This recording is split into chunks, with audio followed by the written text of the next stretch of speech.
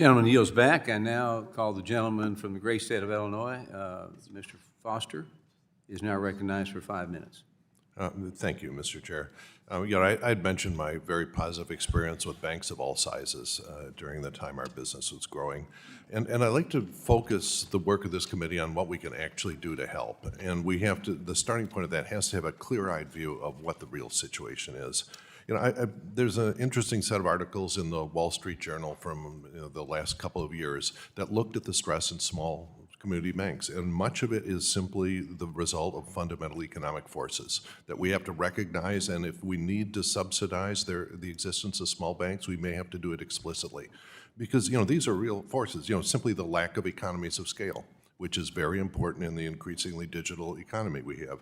The brutal fact that, then in dying rural towns, there are not many profitable opportunities for loans. And that's just the fact. There were, in the Wall Street Journal, they talked about banks whose survival strategy was to keep branches in the tiny towns that they started in and then establish branches and that simply to get deposits in those small towns and then do their actual loans in the nearby bigger city. And you understand the fundamental forces there, and we just have to understand that as well. However, we have to be careful of this narrative that all we have to do is get government out of the way and everything will be fine. Mr. Kennedy, you look like you and I have enough gray hair that we remember the savings and loan crisis, or at least its aftermath. That's for those of members who are not familiar with it. Most of the members of this committee were not in Congress during the Wall Street crisis of 2008, and I think none of us were there during the savings and loan crisis. But it was a much bigger deal.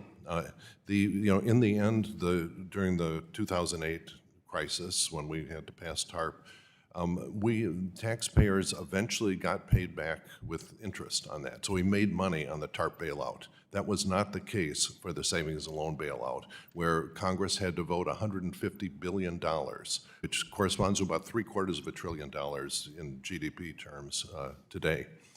And much of it, frankly, went into Texas, which caused a certain amount of stress inside Congress, and probably was the result the super collider was killed, which was a separate discussion.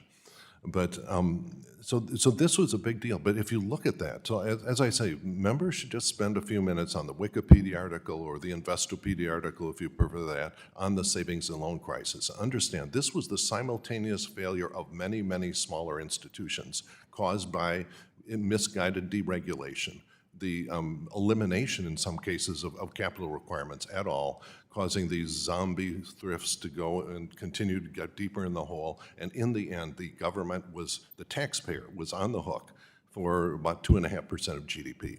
As I say, just a huge amount of money. And this can happen again if we don't maintain knowledge of what happened. So be careful of that, but what can we actually do to help? And one of the things that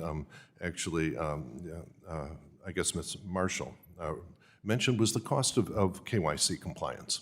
And that is something where I think we can do some good. There is the tool at hand for that is the Real ID compliant digital driver's license. It is completely feasible to onboard customers today by having them get out their cell phone, do their biometric login, present their Real ID NIST compliant digital driver's license, and have them prove they are who they say they are, go hit FinCEN's or website or whatever to see, is this person on the list of bad actors? And if they come back clear, you're on board them. And I've actually discussed with the chair of the full committee the possibility of setting up a pilot program to see if this very lightweight onboarding, I think, could be a huge benefit, both for lowering the cost of KYC compliance and dealing with the fraud problems that is another huge cost for small banks. They don't have the same fraud prevention team of JP Morgan. And so I was just wondering if you have a reaction to that sort of a proposal. Yeah. I appreciate any opportunity for Congress to look at the BSA AML laws that have been in place for far too long without appropriate review. I think technology and innovation in the financial services sector is going to be able to yield big results for us as both regulators in the industry and policymakers. I think we need to look at all those types of options that you've described as potential enhancements to that burdensome regulation. And it is appropriate because no one, again, wants the BSA AML or the financial services sector to be used by criminals or for illicit activity. but that needs a fresh set of eyes after almost 50 years. I will make an additional comment to your point of fraud. It is one of the top risks, along with the regulatory burden that I speak to my institutions about, as well as cyber risk. And those three areas certainly need our attention. Thank you. You yield back. Gentleman yields back. I now recognize my